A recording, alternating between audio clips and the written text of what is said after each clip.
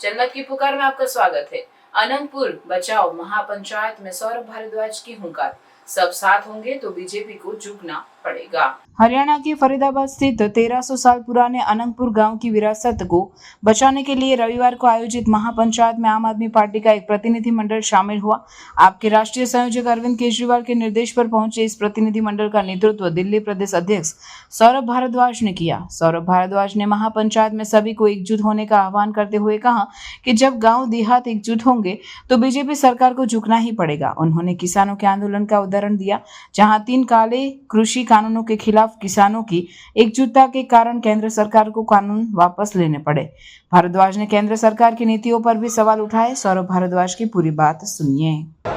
सभी बड़े बुजुर्गों को, नौजवान साथियों को मेरी तरफ से राम राम। आज जिस तरह से यहाँ पे लोग इकट्ठे हुए हैं, एक बार जोर से एक बात हम कहेंगे, लड़ेंगे और जीतेंगे। तो मैं कहूंगा लड़ेंगे, आप लोग कहिएगा जीतेंगे। लड़ेंगे, लड़ेंगे, लड़ेंगे।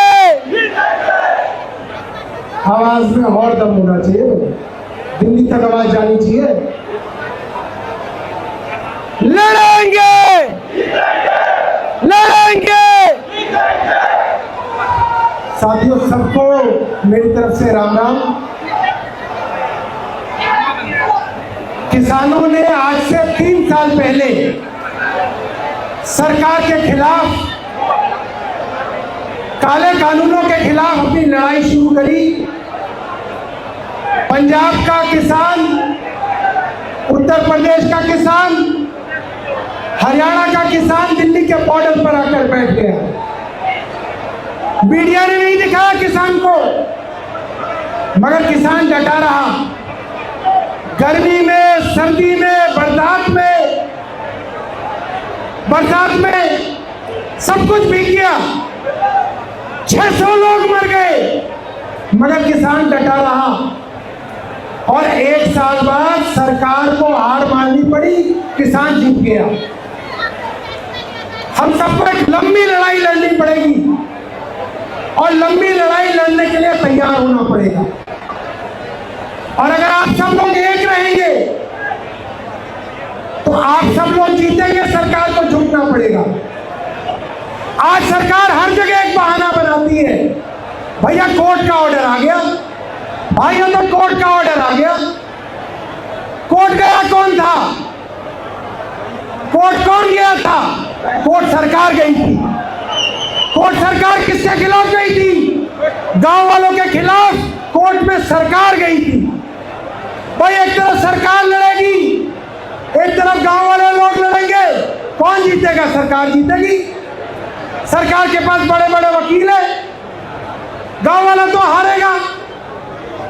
सरकार को गांव वालों के लिए लड़ना चाहिए।